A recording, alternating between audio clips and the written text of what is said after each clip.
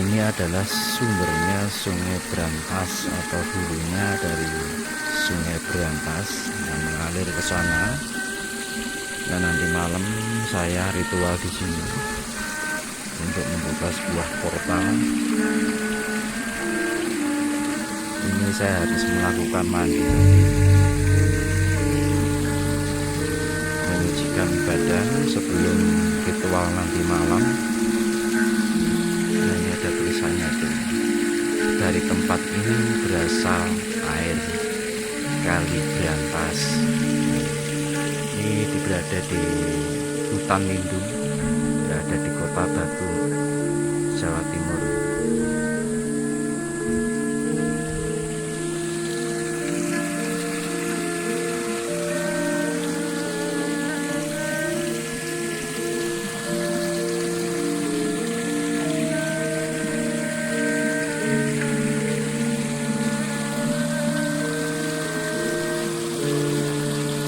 Rahayu Rahayu Om Swastiastu, Om Wilahenget Namastu, Namasidam Sekaring Purnamangken.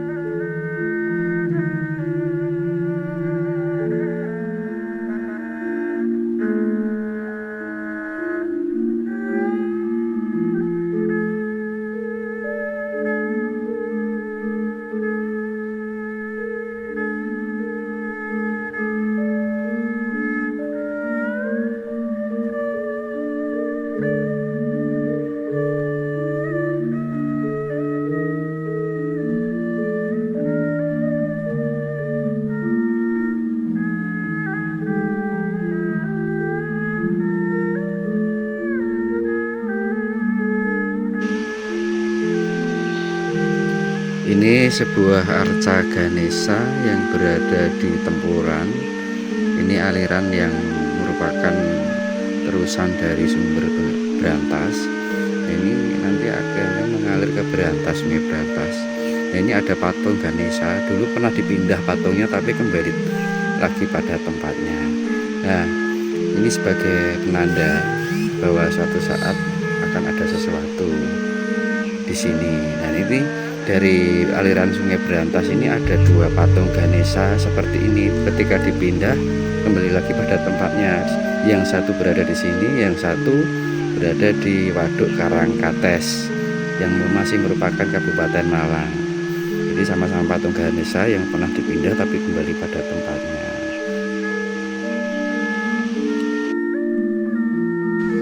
Nah, ini kapaknya bentuknya sama ya.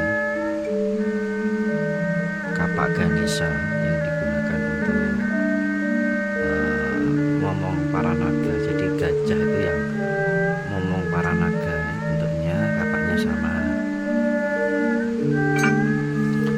Nah, ini pecut atau cemeti.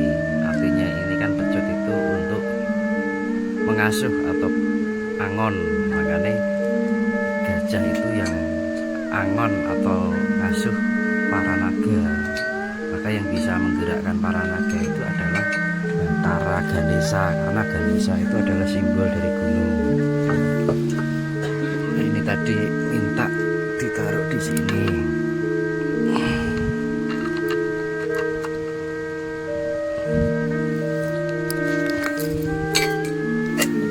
Kapaknya minta ditaruh di sini.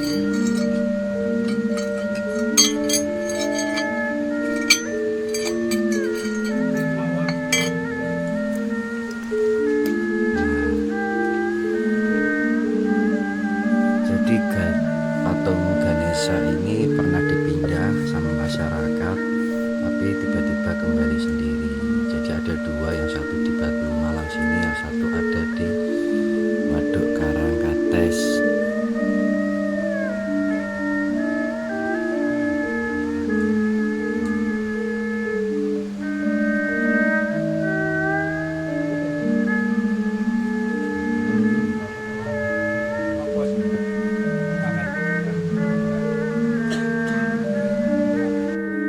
Nah, ini saya bawa pipa rokok dari fosil gajah mamut atau gajah purba. Jadi ini juga buat sarana untuk ritual dengan Bantara Ganesha. Nah, ini kebetulan saya bawa kapak Ganesha, kemudian cemeti untuk ngomong para naga. Nah, ini kapaknya sama. Ini juga bawa yang namanya fosil gajah purba atau mamut. Jadi sebagian besar dari ini disimpan di Sangiran, jadi Museum Sangiran yang ada di wilayah Sragen. Ini asli gading gajah purba, gajah mamut. Ini sebagian besarnya disimpan di Museum Sangiran. Jadi waktu ditemukan itu serpihan kecilnya ini, yang besar disimpan di Museum Sangiran.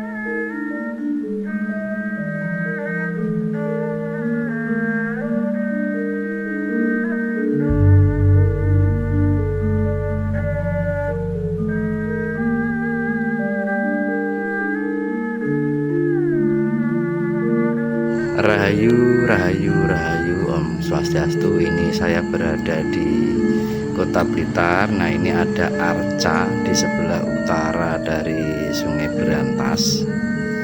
Jadi ini berada di Desa Boro, Dusun Tulis Kriyo, Dusun Boro, Desa Tulis Kriyo, Kecamatan Kanan Kulon, Sanan Kulon atau apa itu. Ini masuk ke Kabupaten Blitar.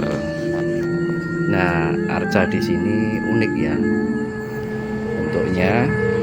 Jadi ada di belah depan itu sosoknya berbentuk gajah, sedangkan di belakangnya berbentuk Mahakala atau Batara Kala, putra dari Mahakali. Mahakali itu Dewi Durga. Nah, ini namanya Mahakala atau Batara Kala. Nah, arca yang di sini sangat unik, beda dengan arca Ganesha yang di tempat lain. Dan ini merupakan runtutan dari arca Ganesha yang pernah saya temukan. Jadi arca-arca ini saya temukan di setiap pinggiran Sungai Berantas, dari hulu yang berada di arca Ganesha yang berada di Kota Batu, kemudian arca Ganesha yang ada di Karangkates Malang, Waduk Karangkates Malang, sebelah barat dari Waduk Karangkates. Dan di sini ada arca Ganesha di sebelah utara dari Sungai Berantas. Nah, ini sangat unik ya. Terus kemudian juga ada satu lagi, ada di Mojokerto, di sebelah timur dari Trowulan, kayaknya itu masuknya Desa Jatirejo atau gimana itu daerah. Nah, itu merupakan aliran Sungai Berantas. Itu juga ada sebelah utaranya arca Ganesha. Nah, kenapa kok di sisi titik tertentu ada ditemukan arca-arca Ganesha di pesisir Sungai Berantas? Nah, itu ada sesuatu memang ditaruhkan oleh leluhur untuk menjaga suatu wilayah. Jadi indikasinya bahwa kalau ada arca Ganesha itu mengindikasikan tempat-tempat yang rawan. Jadi dikasih energi Ganesha itu agar terlindungi atau terjaga dari gejolak atau bencana alam. Kemudian di Kediri saya juga menemukan arca Ganesha adan-adan yang ada di Kediri. Itu ditemukan ya baru saja, kemungkinan ditemukan baru tahun 2022. Nah, ini saya artikan tentang arca Ganesha. Kenapa kok arca Ganesha di belakangnya kok ada ini, ada Batara Kalanya? Nah, ini kan mungkin orang bertanya-tanya ya kenapa kayak gitu kan. Nah, sebenarnya Ganesha dengan Batara Kala itu satu manifest. Jadi kalau Ganesha itu unsur positifnya, kalau Mahakala atau Batara Kala itu unsur negatifnya. Contohnya seperti Dewi Uma itu positifnya, Dewi Durga itu negatifnya. Nah, karena simbol angkara murka.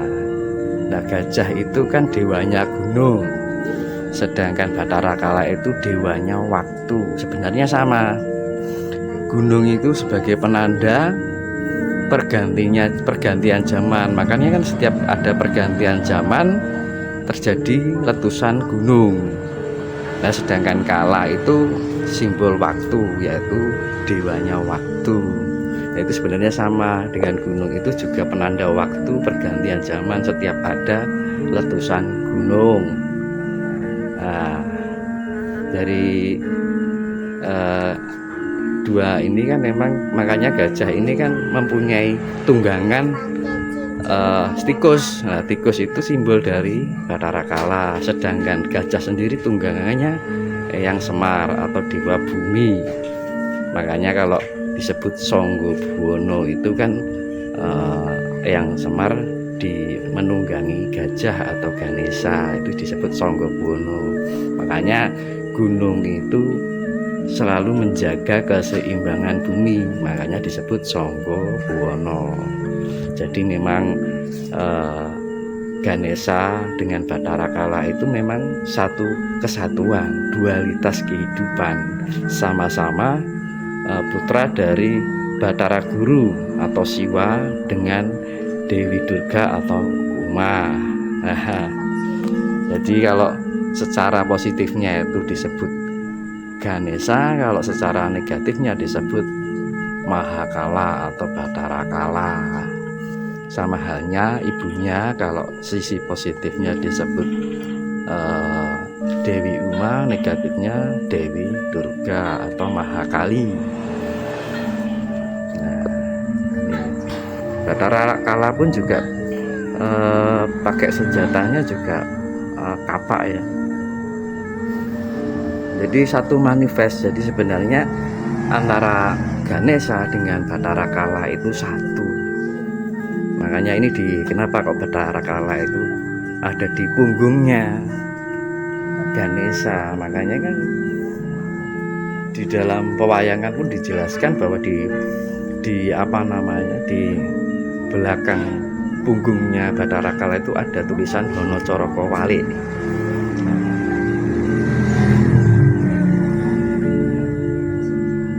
Nah, ini ada tulisan nggak tahu apa, 146 BLT 1995. Nah, ini pantatnya. Terus, nah, ini ke atas.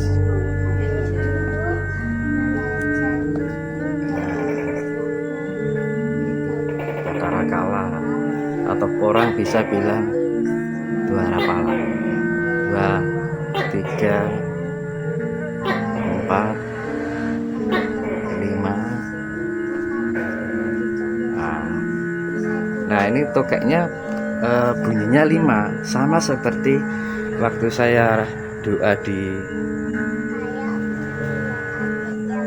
mana, di Arca Ganesha yang ada di Karang Kates, itu bunyinya juga 5. Ini di sini juga 5. Jadi memang kondisi kodenya angka 5 karena simbol alam itu kan air, tanah, angin, api, cahaya. Nah, begitu edukasinya, semoga bermanfaat. Kenapa kan ada yang bertanya kenapa kok Siwa sama Dewi Uma punya anak gajah, satunya kok ada yang bilang Bathara Kala. Memang itu satu kesatuan antara unsur positif dan negatif. Positifnya ya Ganesha, sedangkan Bathara Kala itu dewanya waktu dan Ganesha dewanya gunung. Gitu edukasinya, semoga bermanfaat. Rahayu rahayu rahayu, Om Swastiastu, Om Wilahe ngawet nam astu namasi dan sekaring pengelambi.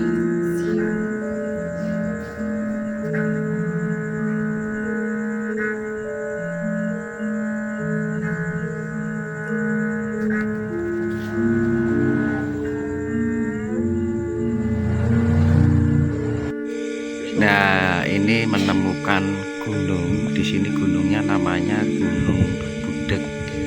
Nah, gunungnya ini berbentuk seperti Ganesha. Jadi di sebelah kanan itu punggungnya, terus berkiri itu kepalanya, nah itu telalainya. Nah, ini nggak sengaja menemukan bukit yang berbentuk seperti gajah. Ini termasuk pegunungan purba yang di dekatnya Candi Dadi. Ini berada di daerah Tulungagung, Kabupaten Tulungagung. Dari sebelah timur sana itu Candi Dadi. Nah, ini suatu kode yang perjalanan saya itu dari Batu sampai ke Karangkates itu berkaitan dengan Bathara Ganesha, dan di sini menemukan gunung atau bukit yang berbentuk seperti gajah.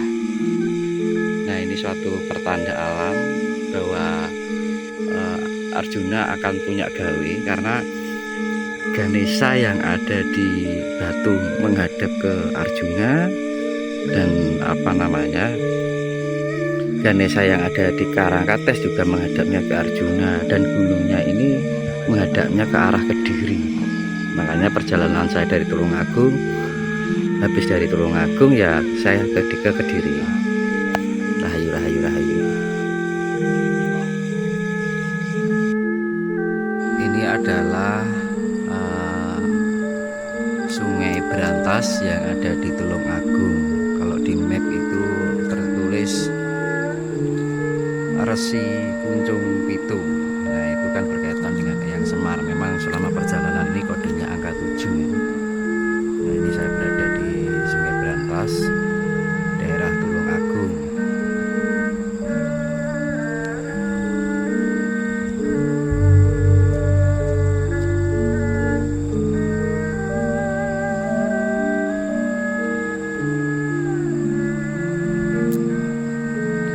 Banyak orang mancing ya.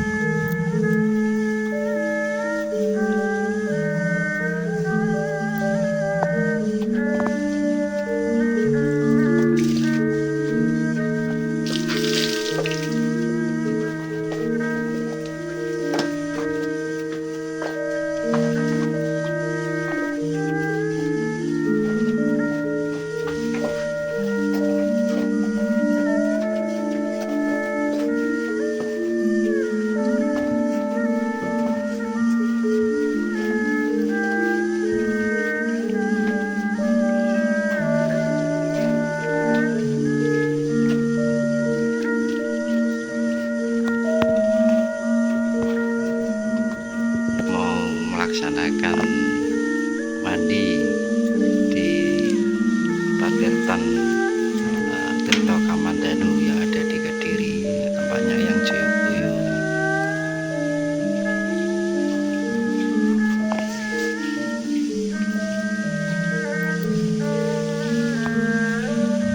Ini Sendayan bermandi sekarang dibikin sumur.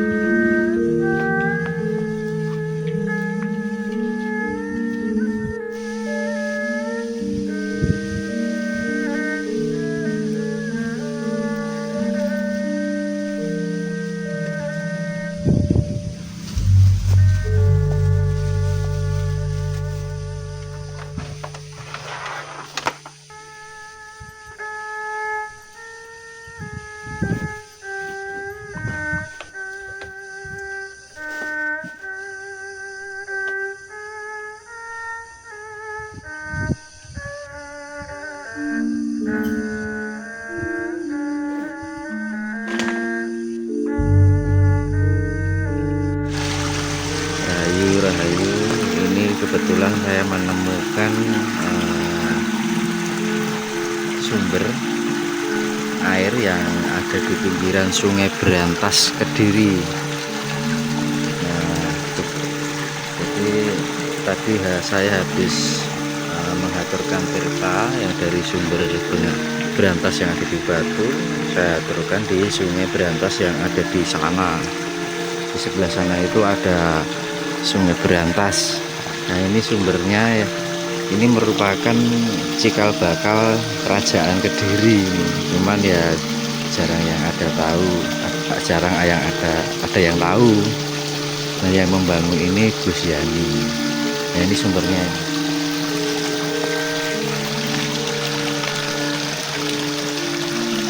Airnya sangat bening sekali. Jadi sebelah sana, sebelah di sana itu Sungai Berantas ya. Jadi saya habis di sana mengambil air dari sini. Nah, ini sumber air yang di pinggiran sungai itu merupakan babat alasnya suatu kerajaan, karena dulu transportasinya hanya menggunakan transportasi air. Nah, ini suatu kebetulan.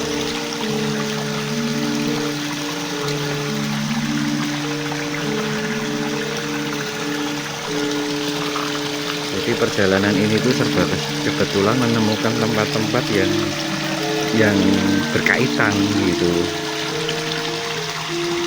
Ini sumber airnya kencang banget ini. Di sini tempatnya namanya Padepokan Palereman, biar lerem. Ben ora kakean pola.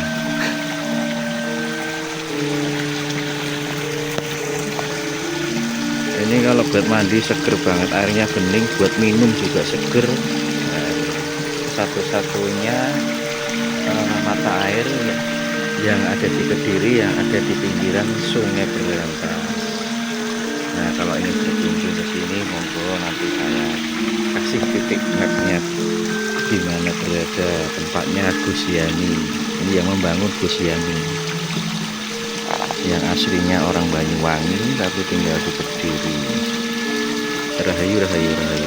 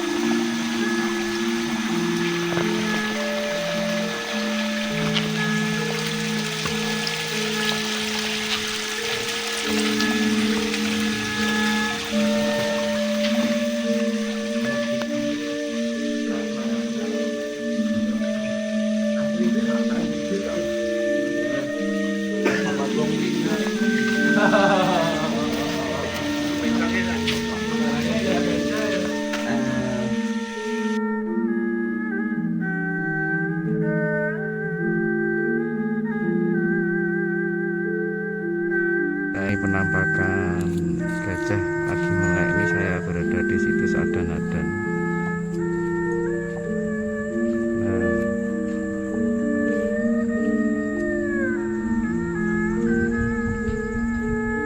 Penampakan gajah matanya melek di situs Adan-Adan itu merupakan peninggalan kerajaan Medang. Sebelum kerajaan Kediri, ya, leluhurnya kerajaan Kediri, kerajaan Medang itu ada dua, Medang Kaumulan yaitu pertama, dan Medang Baru adalah Medang Sepuh dengan Medang Baru.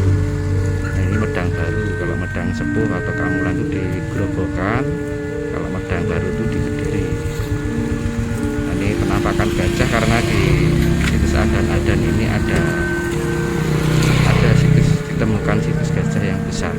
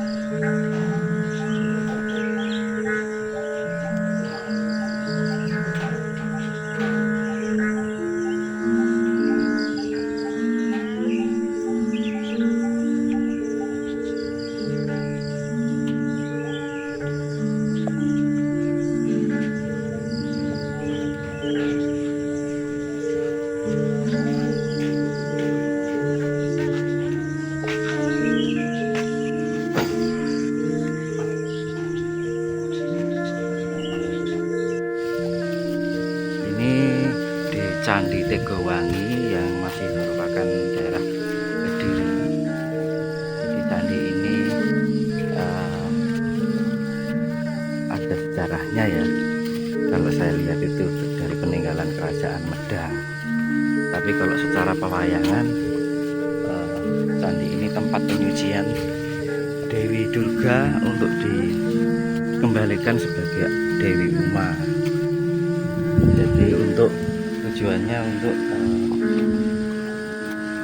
menghapus semua kejahatan duniawi.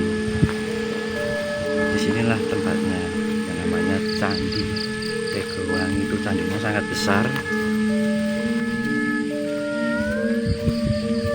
bercorak jiwa Buddha.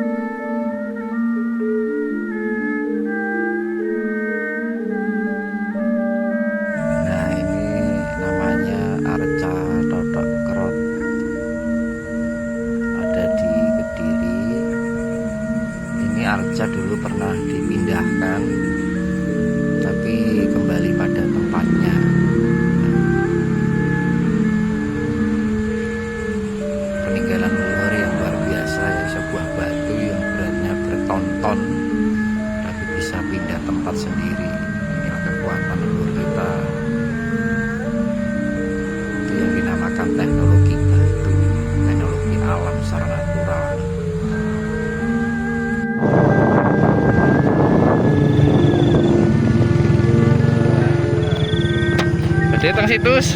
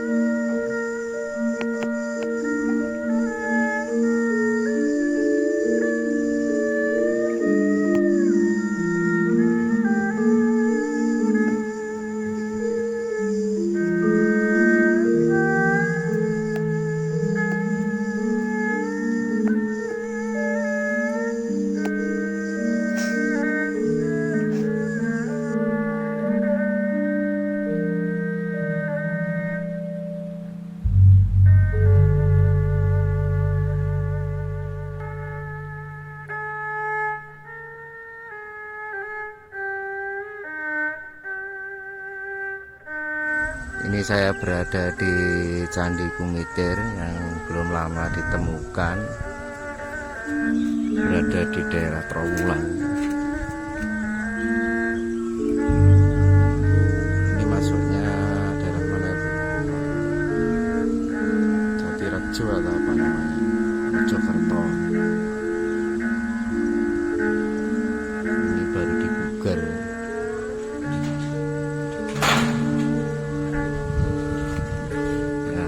Ke sana itu arah Caganesa, di tengah-tengah hutan. Saya mau ke sana.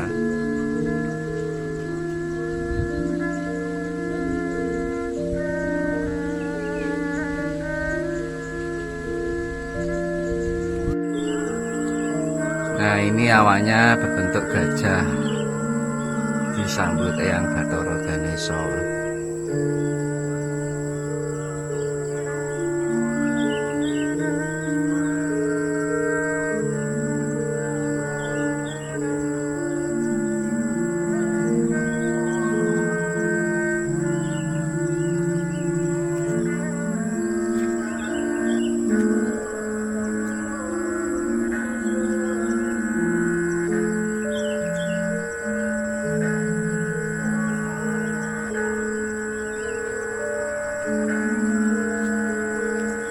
Yang di sana itu situs Kumitir.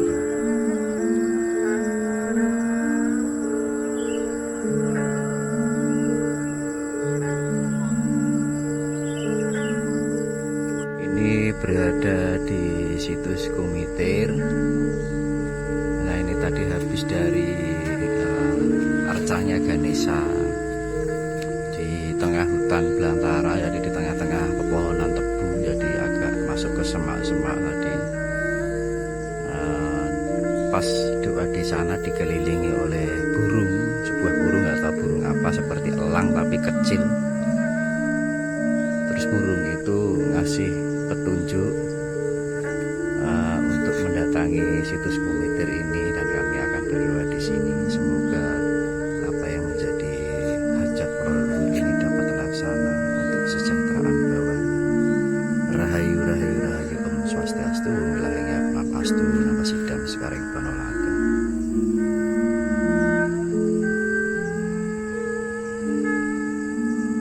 Nah, ini saya berada di bendungan Candi Limo yang berada di Desa Jatirejo, Kabupaten Mojokerto. Ini aliran sungai yang menuju Brantas.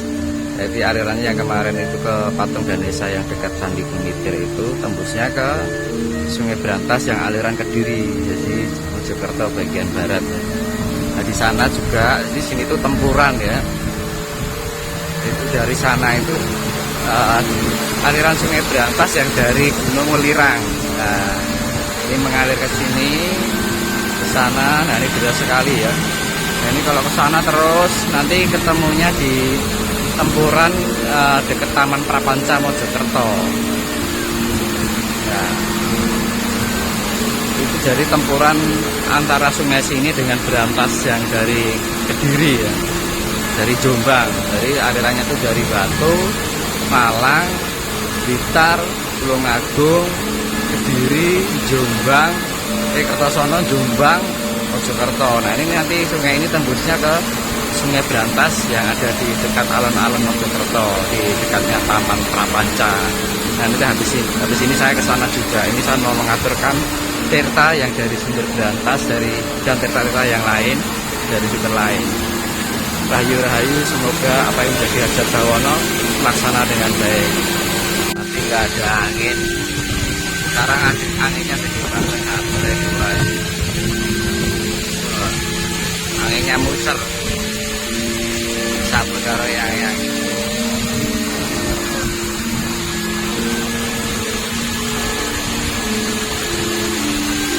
anginnya gede banget ya.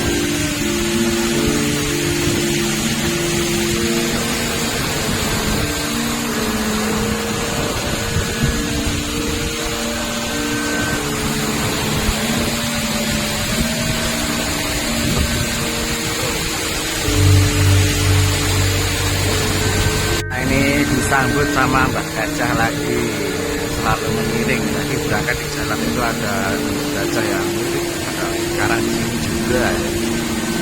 Terus ada wisata Tarakala juga.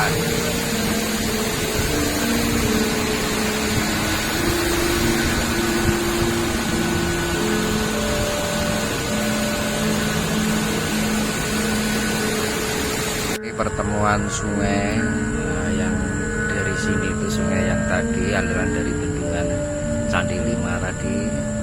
Nah ini Sungai Brantas yang sangat lebar sekali sampai sana.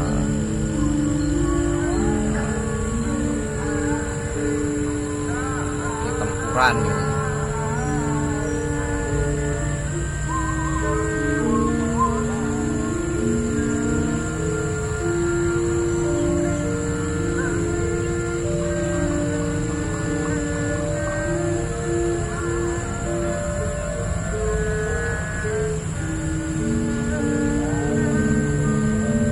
Sana arahnya mengalir ke Sidoarjo atau Pasuruan, yaitu menuju ke muara laut, ke samudra.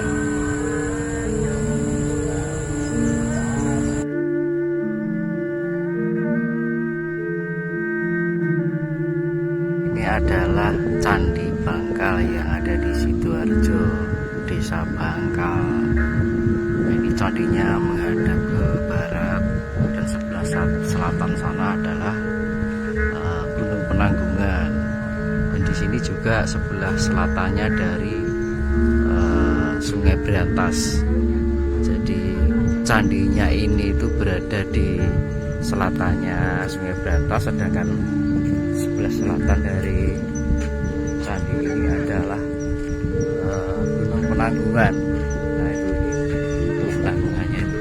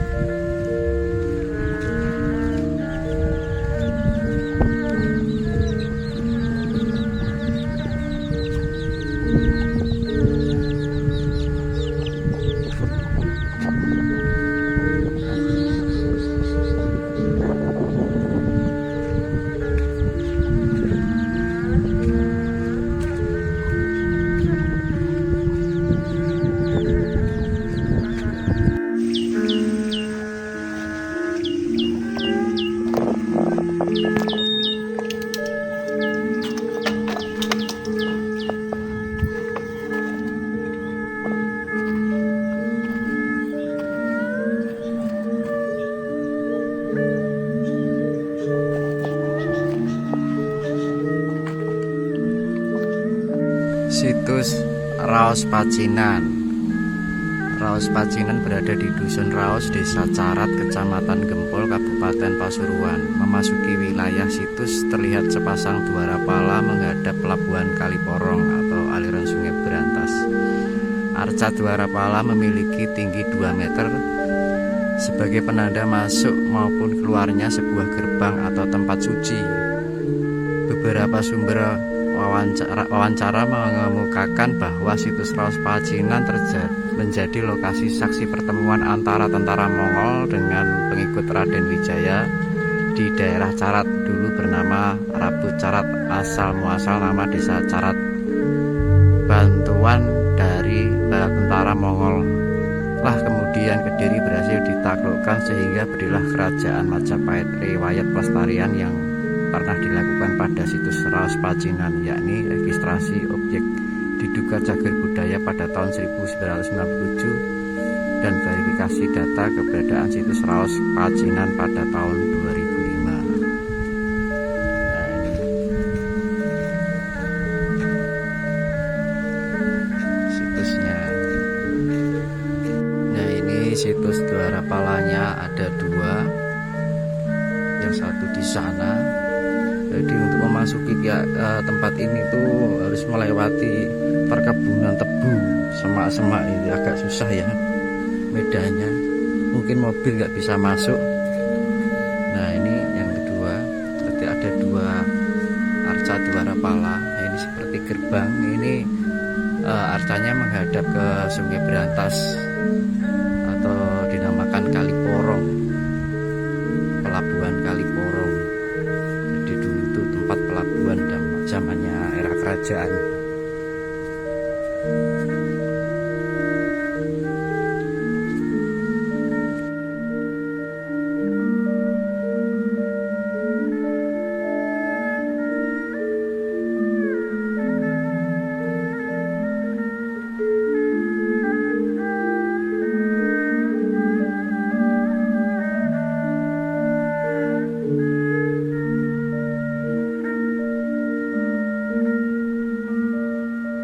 Kondisi Jolotundo ya, malam Jumat pagi yang begitu ramai.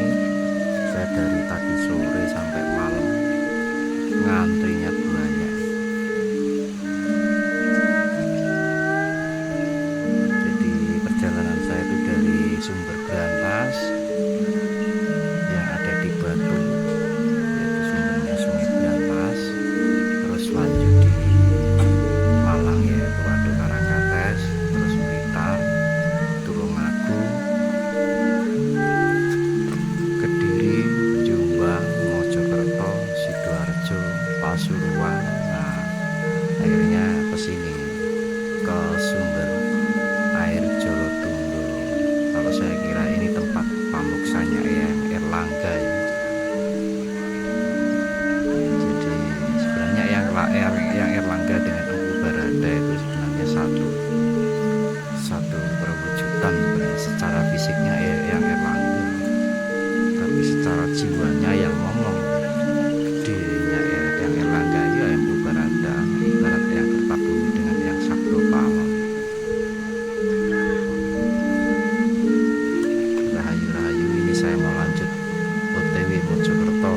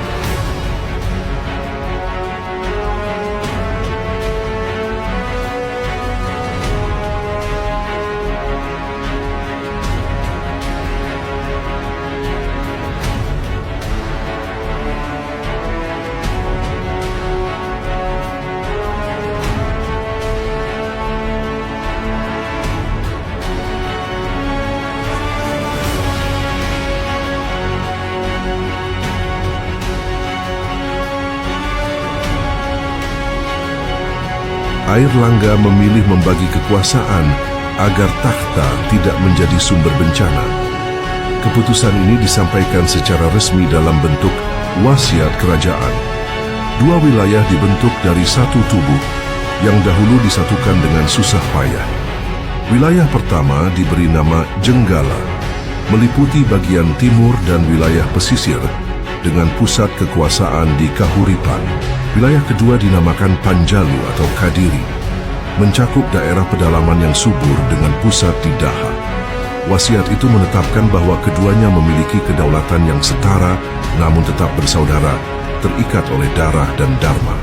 Namun membagi sebuah kerajaan tidak semudah membagi tanah atau harta benda. Perlu ada legitimasi spiritual, sebab dalam budaya Jawa kuno, kekuasaan bukan sekadar urusan politik, melainkan perpanjangan dari kehendak dewata. Maka dipanggillah Empu Bharada, sang Maharisi dari Lemah Tulis, untuk melaksanakan pembelahan ini. Airlangga menaruh harapan besar pada resi tua itu, bahwa dengan restu dan laku spiritualnya, pembagian ini akan diterima oleh rakyat dan langit. Empu Bharada tidak langsung bertindak. Ia menyepi dalam tapa brata selama beberapa hari, memohon petunjuk dari dewata agar keputusan ini tidak mengundang murka alam. Dalam keheningan hutan dan suara gemercik air, Bharada merasakan keselarasan antara kehendak raja dan titah para dewa. Ketika waktunya tiba, ia turun dari pertapaan membawa sebuah kendi emas, benda suci yang konon telah melalui ritual pemurnian selama berhari-hari. Dengan kendi di tangan, Empu Bharada berjalan menyusuri aliran sungai Brantas, dari hulu hingga hilir. Dikisahkan bahwa ia menuangkan air suci dari kendi itu sepanjang sungai, dan di mana air itu mengalir, disitulah batas antara Jenggala dan Panjalu ditetapkan. Air yang mengalir bukan sekadar simbol, melainkan manifestasi kesaktian dan legitimasi spiritual. Sungai Brantas pun menjadi garis hidup yang memisahkan dua kerajaan, tetapi juga menghubungkan mereka dalam satu aliran sejarah yang sama. Setelah pembelahan selesai, Bharada kembali ke pertapaannya, membawa ketenangan batin. Ia telah menjalankan tugas suci, bukan sebagai pelayan raja, tapi sebagai penjaga keseimbangan dunia. Maka warisan Airlangga dan Bharada bukan hanya dua kerajaan, tapi juga contoh bijak tentang bagaimana kekuasaan bisa dibagi tanpa perang. Pembelahan itu bukan awal dari perpecahan, melainkan ikhtiar luhur menjaga keharmonisan di tengah perbedaan.